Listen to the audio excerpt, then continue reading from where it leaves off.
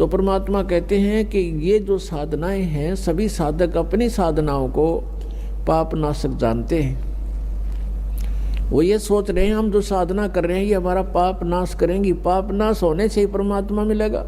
फिर बताया है चौथे अध्याय के 32वें श्लोक में गीता जी में कि इस प्रकार की धार्मिक अनुष्ठानों की जानकारी विस्तार के साथ ब्रह्मण मुखे यानी सच्चिदानंद घन ब्रह्म की वाणी में, यहाँ चौथे अध्याय के 32वें श्लोक में अनुवादकर्ताओं ने अनर्थ किया है, शब्दों के अर्थ ठीक नहीं किए।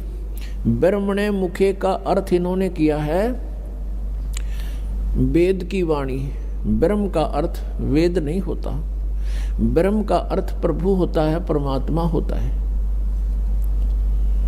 और ब्रह्मण का अर्थ होता है बड़ा भगवान यानी सच्चिदानंद घन ब्रह्म। जैसे वेद तो विधान है प्रभु का और ब्रह्म परमात्मा है। यदि कोई राजा का अर्थ संविधान करता है किसी प्रकरण के अंदर तो उसको ज्ञान नहीं है, वो मूर्ख है बिल्कुल। राजा तो एक प्रबंधक है, मैनेजमेंट करने वाला है, कंट्रोलर है। उस वेद संविधान उसका कानून है, उसमें कानून लिखा को ऐसी गलती करेगा तो ऐसी सजा होगी, ऐसी करेगा तो ऐसी सजा होगी। ऐसे ही ब्रह्म तो प्रभु है और वेद उसका विधान है। तो यहाँ इन्होंने अर्थ गलत कर दिए। ब्रह्मण मुखे का अर्थ है सच्चिदानंद घन ब्रह्म की वाणी।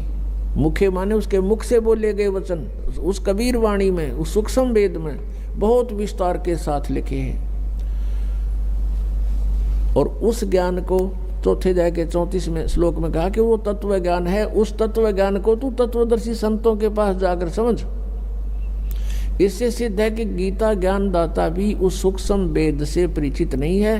तो इससे यह भी सिद्ध हुआ कि सूक्ष्म वेद की जानकारी श्रीमद् भगवद गीता में नहीं है। पूर्ण जानकारी के लिए संत रामपाल जी महाराज के सत्संग सुने।